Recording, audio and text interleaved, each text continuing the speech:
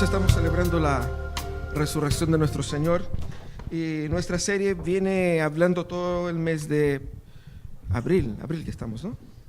Todo el mes de abril estamos hablando sobre la pasión y hablando sobre la pasión desde el Evangelio de Juan, el Evangelio escrito por el apóstol amado, aquel que fue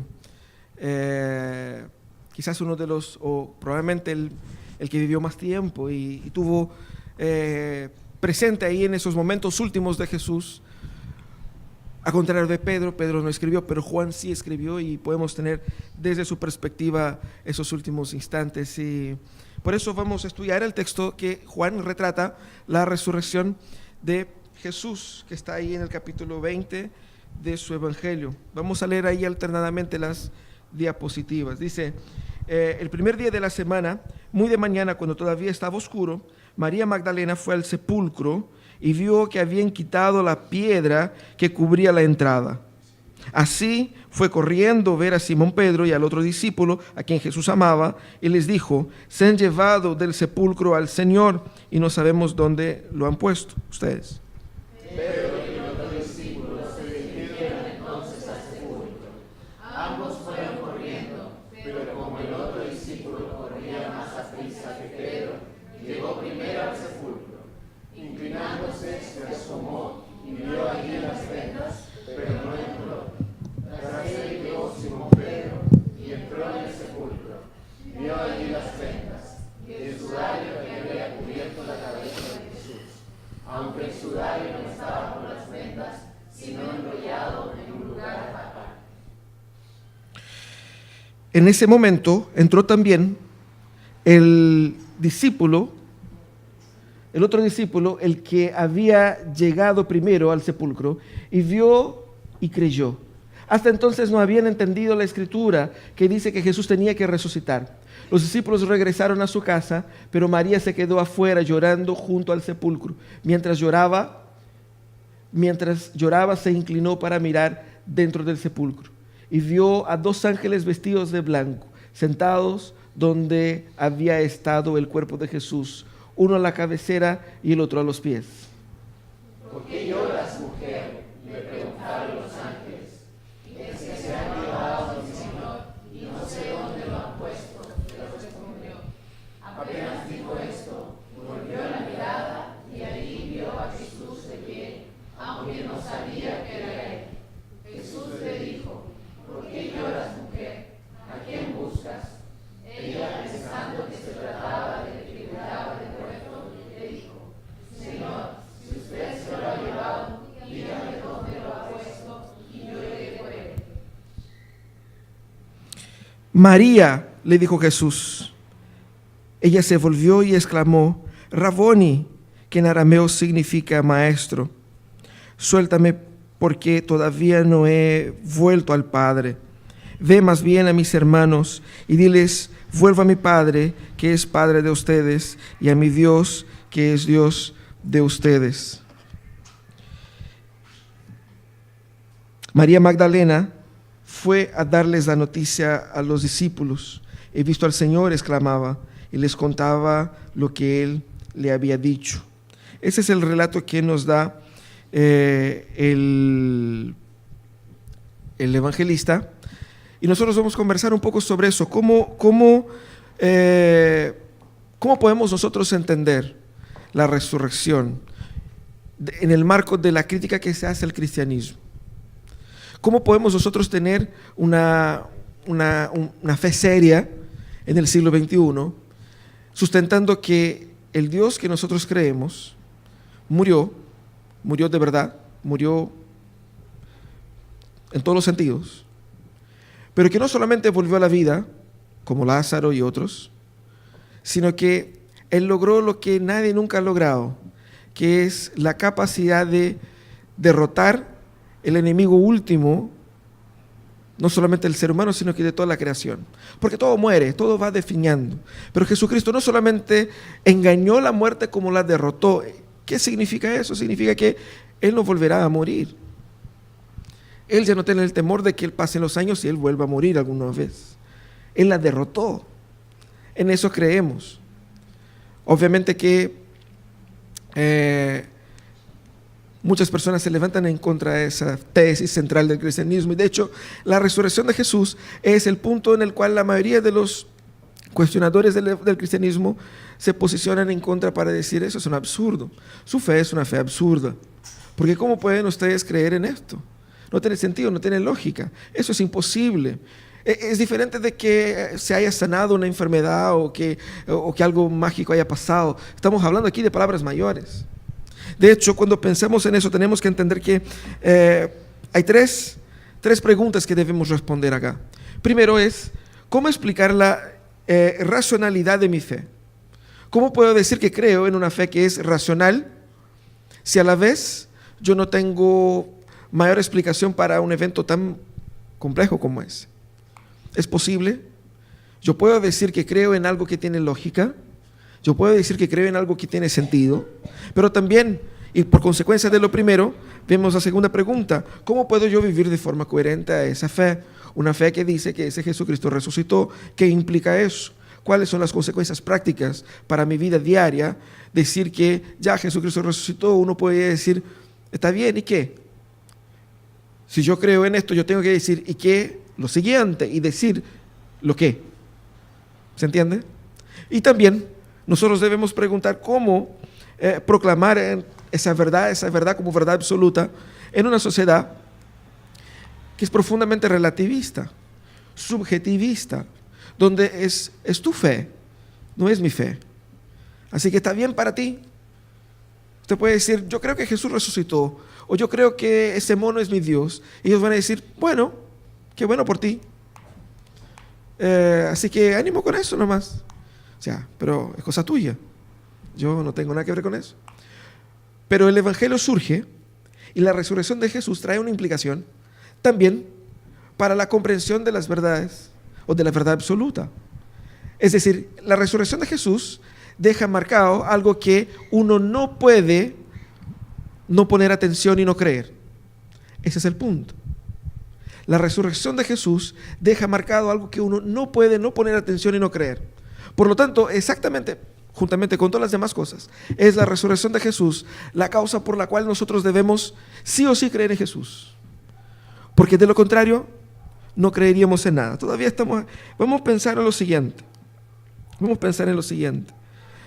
Todos ustedes tienen amigos, familiares, conocidos, compañeros, que de una manera u otra te ha hecho preguntas así. Y no podemos nosotros venir aquí, celebrar, cantar, emocionarnos con las canciones, salir y volver al trabajo sin saber responder eso para ellos. Yo tengo que saber responder eso para mí. Para mí. ¿Qué es lo que yo pienso sobre eso? No tengamos temor a cuestionar la fe que nosotros decimos profesar. Cuestionemos y vamos en la palabra para buscar esas respuestas. Porque en la palabra encontraremos las respuestas que necesitamos. Cuando pensemos en el caso de la resurrección, Lee Strobel, en un libro fantástico llamado El caso de Cristo, que seguramente Rafael les puede dar un descuento ahí si quieren comprarlo. Pena que no está aquí Rafael, si no diga decir sí. Lee Strobel, en ese libro fantástico, es un libro impresionante, habla sobre qué es lo que es la resurrección. Y él dice: la resurrección es la vindicación suprema de la identidad divina de Jesús y de su enseñanza inspirada. Es la prueba de su triunfo sobre el pecado y la muerte. Es la prefiguración de la resurrección de sus seguidores. Es la base de la esperanza cristiana. Es el milagro de los milagros. Pena que nosotros predicamos solamente sobre la resurrección en el domingo de resurrección. Debiéramos predicar más en eso. Debiéramos hablar más sobre eso y conversar más sobre eso. Porque la resurrección es el fundamento de por qué creer en Jesús. Si usted se fija, todos los domingos que hemos pasado, cuando hemos hablado del amor, el amor que nos salva, el amor que muere por nosotros, todo eso, en última instancia Jesús en sus últimos días, todas sus predicaciones eran predicaciones basadas en la pregunta: ¿por qué deben ustedes creer en mí? Y la resurrección entonces es la respuesta final. ¿Por qué debemos creer en Jesús? Porque como hemos dicho todas esas semanas, Jesús promete y Jesús entrega. Y lo entregó al derrotar la muerte. Él dijo, mira lo que hice. Para allá vamos. Jesús no viene con promesas y con palabras. Él viene con hechos y aquí está el hecho. Así que debemos nosotros como cristianos creer en la resurrección. Ustedes van a decir sí. Pero ¿por qué la resurrección debe ser creída? ¿Cuáles son las causas por las que la resurrección debe ser creída con base en ese relato de Juan en el capítulo 20? Debemos entender que la resurrección debe ser creída porque de una manera u otra la resurrección presenta una nueva religión. Ustedes van a decir, oye, el pastor Amos está trayendo algunas herejías hoy día. No es ninguna herejía. Estamos hablando de que la resurrección fue el marco entre toda la fe de los hebreos en el pasado hacia la formación y la composición de la iglesia cristiana. Si existe una iglesia llamada cristiana es porque hubo resurrección. De hecho, en la contraargumentación justificando de por qué creemos en la resurrección, una de las causas está en que todos aquellos hombres y mujeres del primer siglo creyeron en la resurrección tal cual como están los relatos bíblicos.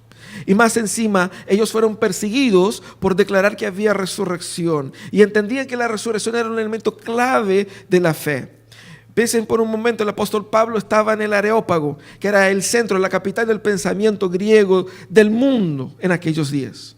Estaban ahí todos los cabezones, todos los doctores, los postdoctores, los postdoctores, estaban todos ahí reunidos y ellos no hacían nada más que conversar sobre todas las últimas teorías y todas las últimas líneas filosóficas y pensamientos religiosos que tiene el mundo. Va el apóstol Pablo y predica ahí. Él habla sobre Dios, el Dios creador, el Dios que entiende el ser humano como un ser humano pecador, un pecado contra Dios, y que ese Dios envió un Salvador y que ese Salvador murió. Hasta ahí todo bien. Ellos entendieron y todo eso hermoso. Está bien, se encajaba en la cosmovisión de ellos, pero lo que no se encajaba en la cosmovisión de ellos fue lo que Pablo dijo: pero este que murió, Dios lo resucitó y ya no muere más. Ahí ellos dijeron, a ver. Ahí ya cruzaste la línea. Con eso no podemos compactuar. De hecho, muchos dicen, los primeros creyentes creyeron en la resurrección porque ellos eran míticos. Les gustaban las cosas míticas, les gustaban las fábulas, les gustaban esas ideas, esas cosas fantasiosas. Entonces, si alguien les dice que el cuerpo desapareció porque Él resucitó, la gente creería. Pero eso que parece para nosotros lógico no tiene ninguna lógica. Para los hebreos, la idea de la resurrección era absurda. Era sumamente absurda, tan absurda que hemos leído en el texto. Ni los discípulos esperaban la resurrección de Jesús. Y más, ¿cuál fue la excusa que dieron los judíos para justificar la desaparición del cuerpo de Jesús? Ellos dijeron, sus discípulos lo robaron. Porque ellos no podían admitir la posibilidad de la resurrección. No existía dentro de la cosmovisión judía en aquel momento una conciencia clara de la posibilidad de la resurrección. Por lo tanto, eso no era natural, no era normal para ellos, era novedoso. Y ellos estaban ahí todavía en esta prisión filosófica, religiosa, incapaz de entender qué es lo que Dios quería realmente lograr. Pero más que eso, piensen por un instante en María Magdalena. María, que era de la ciudad de Magdala, por eso tiene ese nombre, discípula de Jesús. La Biblia dice que Jesús en un momento expulsó 7 demonios de ella. Una mujer que fue restaurada, una mujer que amaba a Jesús, y junto probablemente ella en ese día hay una discusión sobre si ella fue sola o si fue con las otras mujeres, pero la cosa es que llegó en el primer momento. Terminada el Shabbat, terminada el día de descanso, ellas fueron para allá, o ella fue para allá a poner especies en el cuerpo de Jesús. La cosa es que llegando allá, ella ve que removieron la piedra. Y cuando ve a lo lejos que la piedra estaba revolvida, porque era como un hoyo en la pared, un hoyo en la roca, y había una piedra tapando, porque era muy común robarse los cuerpos. Entonces, había una piedra ahí, habían funcionarios ahí o soldados ahí. Ella llega y estaba todo vacío, no había nadie y habían removido la piedra que tapaba la entrada del sepulcro. Entonces ella se devuelve y busca a los principales apóstoles ahí a cargo, que era Pedro y Juan, y les dice: mira, removieron la piedra donde estaba el sepulcro de Jesús y ellos van para allá y no encuentran el cuerpo. Juan entonces dice que él corrió más que Pedro. Él quiso dejar así como, él era más fitness. Entonces él llegó primero, pero Pedro era más intenso. Entonces él llegó y entró. Y Pedro entra y ve que no había nada. No había nadie ahí, ni cuerpo ni nada. No solamente robaron el cuerpo, pero robaron el cuerpo sin los lienzos, sin la mortalia que involucraba el cuerpo. Y pensemos que eso no era algo fácil de quitarse. Es decir, una persona que resucita, pensemos por un instante, la persona está así. ¿Cómo te saca esa cuestión? Es complicadísimo, es complicadísimo. La cara, el cuerpo, está así como paradito, todo enrollado. ¿Cómo te salí de eso? Si hubiesen robado el cuerpo, probablemente lo habían robado con eso, porque eso también ayudaría en el transporte y también en la sanidad, porque estaba en decomposición.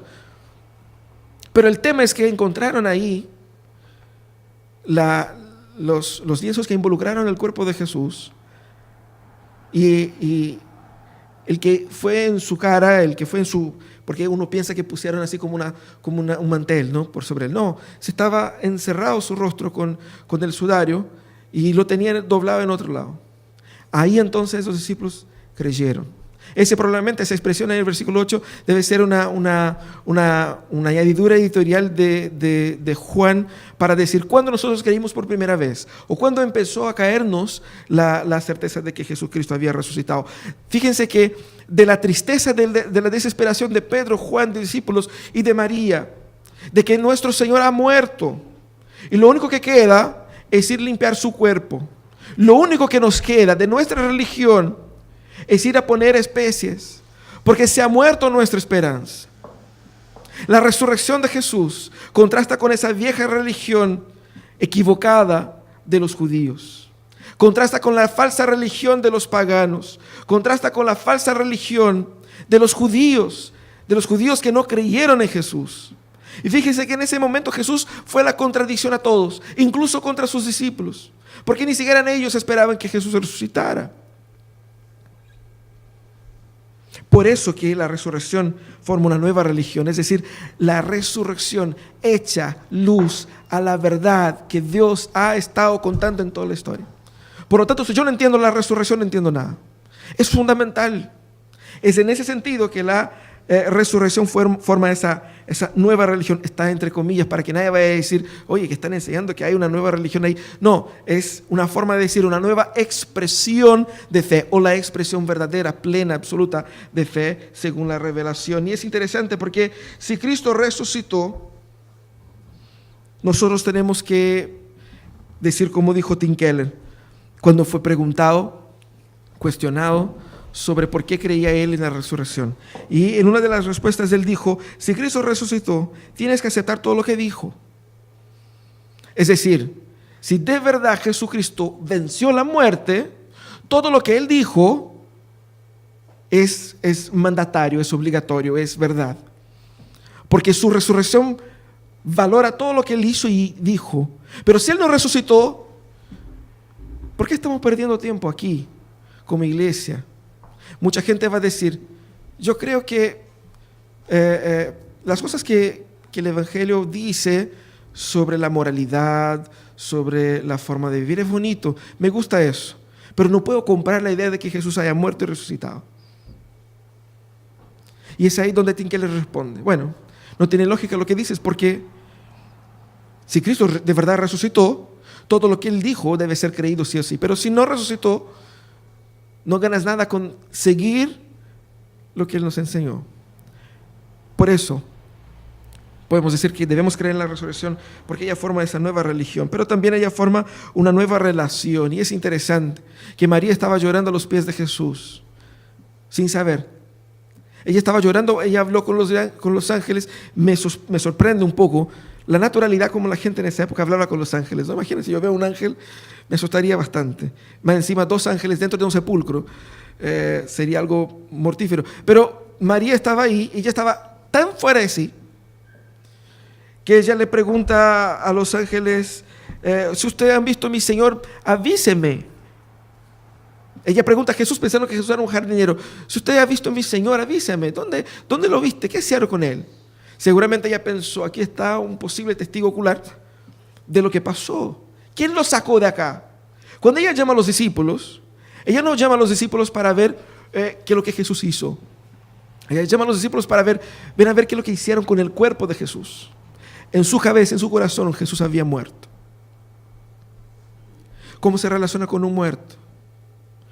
¿Cómo nos relacionamos nosotros con ellos? Con respeto, con toda la honra necesaria a la vida que vivió, demostrando con eso nuestro amor por los que partieron. Esa era la sensación y la relación de los discípulos y de María en ese momento.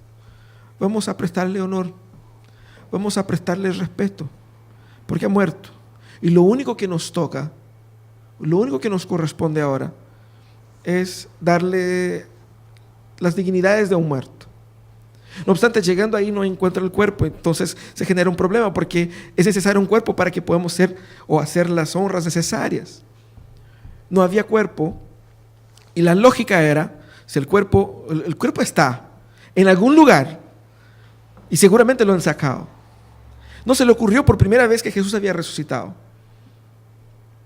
Lo primero que se le ocurre es, robaron el cuerpo de Jesús. Esta es la expresión de la relación que tenían ellos con Jesús en ese momento. Muerto. Y su cuerpo fue robado. Con la resurrección de Jesús cambia el paradigma. Cuando Jesús, hablando con María, María dice, Señor, ¿dónde han puesto ¿dónde han puesto mi Señor? ¿Dónde está? Y Jesús le pregunta, ¿por qué lloras? Y ella todavía estaba en esa onda. Y Jesús dice, María. Ella no lo había reconocido, pero cuando Él llama por su nombre, ella lo reconoce.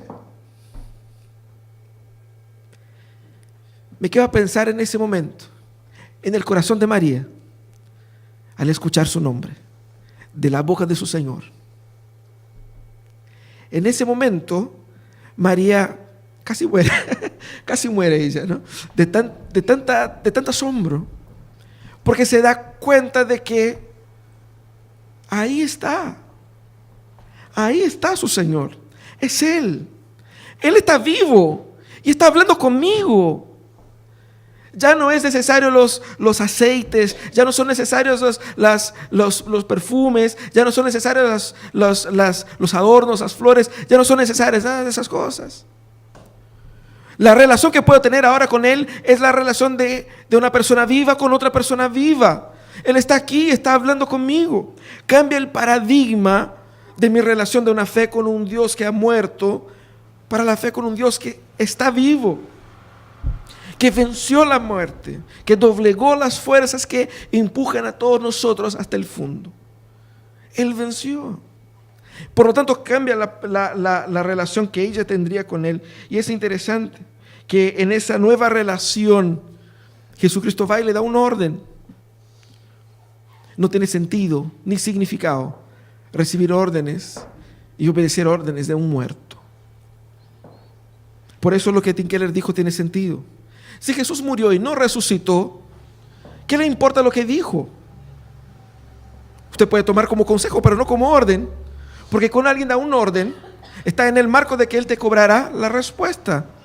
Si Él está muerto, no te va a pasar nada. No te va a pasar nada. Pero si Él está vivo, ese orden sigue vivo. Por lo tanto, Jesús da un orden a María. Y ahí encontramos la experiencia profunda del discipulado de Jesús, que nosotros debemos obedecer sus órdenes, como María debió obedecer la de Jesús, porque Él está vivo. Esa es la causa central de que debemos vivir en obediencia a Jesús, porque Él está ahí. No es una idea, no es un concepto, está vivo. Y demanda, como vivo está, nuestra obediencia. genera una nueva relación. Pero sí, Él da órdenes, pero en el marco del amor que Él tiene por sus discípulos, el amor que tiene por sus ovejas. La orientación que da a Jesús era que ella fuera a informar a los discípulos de que Él estaba vivo y de que Él regresaría al Padre, nuestro Dios.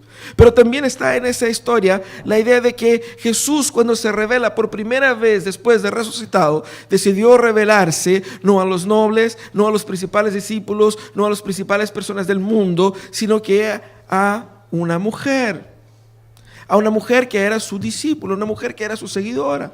La mujer no tenía, pensando así, no tenía su voz, no tenía valor en un juicio en aquellos días. Esa es la misma razón por la que cuando Jesús nació, Él mandó llamar a los pastores.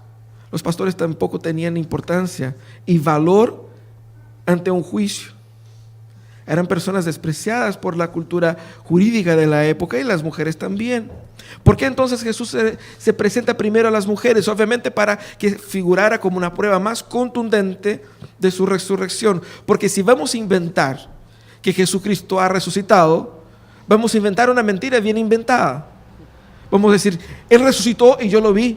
Y voy a nombrar varias personas relevantes e importantes que también lo vieron para justificar mi mentira. Nadie inventaría que Jesús haya resucitado diciendo que primero Él apareció a las mujeres. ¿Qué mujer? Una mujer ahí del pueblo. Nadie inventaría una cuestión así. Es muy verosímil. Pero no solamente por eso. Jesús se revela primeramente a María, exactamente para mostrar la relación natural, normal de Jesús con todos los modelos y los tipos de discípulos. Jesús ve el amor de estas mujeres en llegar en el primer momento, en estar hasta el último con Jesús a los pies de la cruz. Jesús ve el amor de ellas y Jesús reconoce el amor que ellas tienen por Él. Y Jesús retribuye a ese amor, permitiéndolas ser los primeros ojos humanos a ver al Cristo resucitado. Eso también es amor. Eso también es cariño. Eso también es preocupación. Y solo tiene esas cosas quien está vivo. Jesús nos ama. Jesús se preocupa por nosotros. Jesús cuida de nuestras vidas. Y Él solo puede hacer eso porque Él está vivo. Esa es la nueva relación que Él nos llama a vivir. Es interesante eso porque la resurrección es la invitación a un cristianismo consecuente. A un cristianismo que no solamente tiene doctrinas, pero tiene obras también. ¿Cuáles son las consecuencias entonces de la resurrección para mi vida práctica? Es que si yo no vivo una vida de obediencia, no he entendido qué es lo que la resurrección significa. Porque no he entendido quién Cristo es y qué Cristo hace. Pero el tercer aspecto que ese texto nos destaca, que responde a la pregunta de por qué creer en la resurrección, es porque promueve una nueva esperanza. Como hemos dicho con relación a al punto anterior, la relación nueva que se generó, Jesucristo va y dice a María: anda a decirle a mis discípulos que yo estoy volviendo a mi Padre. Es interesante porque uno se pregunta, ¿qué mensaje rara? De todas las cosas que Jesús puede decir, ¿por qué decir eso? ¿Por qué decir eso? Primeramente, Jesús está apuntando hacia el destino, allá hacia donde Él va. Él quiere decir: sí, resucité. No resucité como resucita Lázaro y otros. Resucité como una persona que pudo tener su cuerpo traspasado por el lienzo que lo involucraba. Pudo entrar en las salas cerradas sin pasar por la puerta. Y al mismo tiempo comer como cualquier persona. Raro. No es ciencia ficción. Y eso es lo más interesante. Él podía haber dicho un montón de cosas, pero lo que dijo Él es: yo voy a mi Padre, Padre de ustedes. Jesús apunta hacia el destino, apunta hacia los próximos pasos. Pero es interesante que Él destaca dos cosas. Primero, que vienen adelante. he vencido y yo voy. Pero yo voy al Padre, no solamente Padre mío, pero Padre de ustedes. Padre de ustedes, ¿por qué? Exactamente porque por la obra que yo realicé, Él ha aceptado a ustedes como hijos de ellos, como hijos de Él también. Jesús entonces en esa última palabra va apuntando hacia la esperanza y la práctica de los discípulos de Jesús de ahí en adelante. Porque esa era la pregunta que ellos tenían. Ya, ok, ¿y ahora qué hacemos? Antes teníamos un problema, Jesús muerto. Ahora tenemos otro problema, Jesús resucitó, pero no está aquí. ¿Cómo va a funcionar esa cuestión? Porque la gente nos va a preguntar, ¿y dónde está Él? Y vamos a decir, bueno, Él estaba aquí, pero ya no está más. Está en el cielo. Y la gente nos va a decir, bueno, muy conveniente esa fe tuya. ¿Cómo lo puedes probar? Jesucristo había dicho antes, ahí en el capítulo 17, cómo ellos probarían a aquellos que cuestionarían eso. Es la capacitación dada por Jesucristo al enviar el Espíritu Santo, ese consolador, que Él dice, y Él pone como otro consolador, otro que no Él, que estaría con ellos. Y de hecho es lo que nosotros vemos ahí en los capítulos de Hechos, cuando ellos reciben el Espíritu Santo. De ahí en adelante ellos pasan a vivir una otra dinámica, la dinámica del reino. Ellos pasan a vivir de una forma totalmente valiente, totalmente incisiva, dedicada, entregada. Ellos están viviendo una nueva esperanza. Ellos han entendido que vale la pena morir por Jesús. Porque ellos saben dónde Jesús está. Ellos saben lo que Jesús es. Ellos saben dónde termina la historia. Ellos saben que todo se termina con el regreso glorioso de Jesucristo. Y la certeza que ellos tienen es que ellos no morirán para siempre. Porque así como Cristo resucitó, ellos resucitarán también. Esa es la esperanza última del cristiano. De que porque Cristo resucitó, yo también resucitaré. De porque Cristo venció, yo venceré con Él. Esa es la esperanza del Evangelio. No es la esperanza de la vieja religión, que decía que si yo me portara bien, si yo hiciera todo lo bonito, si yo cumpliera con todos los estándares, no tendría cómo no ir al cielo. Jesucristo va a decir, no hay cómo cumplir con los estándares, porque los estándares son demasiado altos para cualquier ser humano. Pero yo voy a cumplir con ellos y yo voy a derrotar lo que derrotan a ustedes, para que con mi victoria sea la victoria de ustedes. Todos nosotros estamos caminando hacia la muerte física. Mientras pasan los años, uno se va dando cuenta de que, me estoy poniendo viejo. Ya no corría como antes. Algunos de ustedes ahí han trasnochado y están bien mal, se nota. En los 20 no se notaría tanto, ¿no es cierto? En los 20 uno, el día siguiente está como nuevo. Pero con el tiempo uno se va dando cuenta de que, estoy al otro lado. Como suelo decir, ya pasé la mitad de la vida, ya pasé los 35. Así que de ahí en adelante la cosa va, ¿o no? Obviamente que hay excepciones, pero uno siente la muerte, que es el destino de todo ser humano. Pero ¿sabe lo hermoso? Es que la muerte ya no es el fin. La muerte ya no es el fin. Mi historia no termina aquí. Tu historia no termina aquí. Ya no tienes que temer qué va a pasar, cómo va a pasar. Él venció lo que era invencible para nosotros. Él derrotó lo inderrotable. Dicen que hay dos cosas que no se pueden escapar en la vida: la muerte y los impuestos. A la muerte Jesús venció, los impuestos nosotros todavía tenemos que lidiar con ellos, pero la muerte Jesús venció, y venció por nosotros, dándonos de esa esperanza. Y es interesante porque exactamente porque Jesús resucitó, los discípulos tenían una causa y un contenido para predicar. ¿Por qué nosotros debemos decir al mundo que creer en Jesús es algo obligatorio para todo ser humano? Exactamente porque Jesús resucitó y porque esa resurrección es un hecho histórico. Exactamente porque eso se dio sí o sí, que no hay otra opción para el ser humano. Exactamente porque Jesús resucitó, que yo tengo que decir a todas las personas que no conocen a Jesús, que no entienden a Jesús, que no han conocido el Evangelio de una o de otra manera, decirles a ellos, mira, ustedes tienen que entender que esa cuestión está pasando. Eso es así. No es una teoría, una fábula, una idea. Esa es la verdad. La verdad es absoluta porque es realizada en la historia. Es concreta, es visible. Eso es lo que Jesús está hablando. Por eso los discípulos murieron por Jesús. Por eso los discípulos murieron por el Evangelio. Porque vale la pena vivir para ese Jesús que es real. No es una teoría ni una fábula. Por eso hay una nueva esperanza para proclamar. Por eso hay una nueva esperanza para vivir el Evangelio en un mundo que no quiere el Evangelio. Y Jesús dijo, ellos no quieren el Evangelio, entiendan eso. Ellos no van a amar a ustedes porque no me amaron a mí. Pero eso es verdad y tiene que ser dicho sí o sí.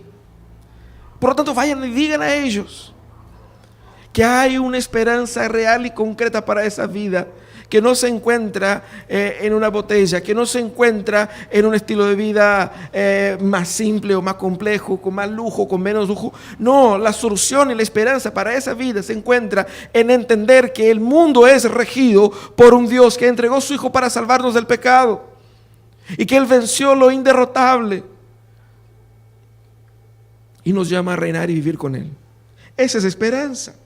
Por eso que Norman Wright va a decir ahí en un libro específico sobre la resurrección de Jesús lo siguiente: si Jesús realmente resucitó o resurgió de los muertos, el cristianismo se transforma en una buena nueva para todo el mundo. Porque el hecho de que Jesús haya resucitado significa que eso es la respuesta que el mundo busca para la pobreza, la respuesta que el mundo busca para las injusticias, la respuesta que el mundo busca para la corrupción, la respuesta que el mundo busca para la violencia. Todos se preocupan de ello. ¿Y dónde está la solución para eso? Está en la resurrección de Jesucristo. Porque Cristo resucitó, Él derrotó toda la muerte y todas las consecuencias que la muerte trae. ¿Qué es la corrupción? ¿Qué es la destrucción? ¿Qué son los vicios? ¿Qué son todas esas cosas? Si a usted le preocupa eso, y si usted está buscando respuesta a los problemas del mundo, a las cosas que te acomplejan y que te complican la vida, entienda que en la resurrección de Jesús está la solución para todo eso. Porque Él venció. Hay esperanza para que tú puedas, en tu familia, en tu vida, encontrar solución y victoria para todo eso que vives tú. Una solución final y plena. Esa es la buena nueva. Y que no solamente es una respuesta puntual para un problema que yo vivo ahora, sino que resuelve todo mi problema. Y no solamente parte de ello. Resuelve el ser humano completo, la creación completa. ¿Qué importancia tiene la resurrección en Cristo para tu espiritualidad? Ojalá después de ese día podamos revisitar las enseñanzas bíblicas sobre la resurrección. Es un tema significativo. Debemos vivir como si Cristo estuviera acá. Porque está. No es una idea, no es una mera religión como varias otras. Es la religión que hace con que todas las demás sean mentirosas. Por eso es importante la resurrección. Si es así, mi amor por Jesús al leer su palabra día a día debe ser otro. Si es así, mi obediencia a lo que dice debe ser otra. Si es así, la forma como yo hablo de Él para otros debe ser diferente. Porque no estoy hablando de un mito, no estoy hablando de un cuento. No estoy hablando de algo que yo creo como el resultado del horóscopo o algo así. Yo estoy hablando de algo concreto, de algo transformador. No solamente para mí, sino que para toda la creación.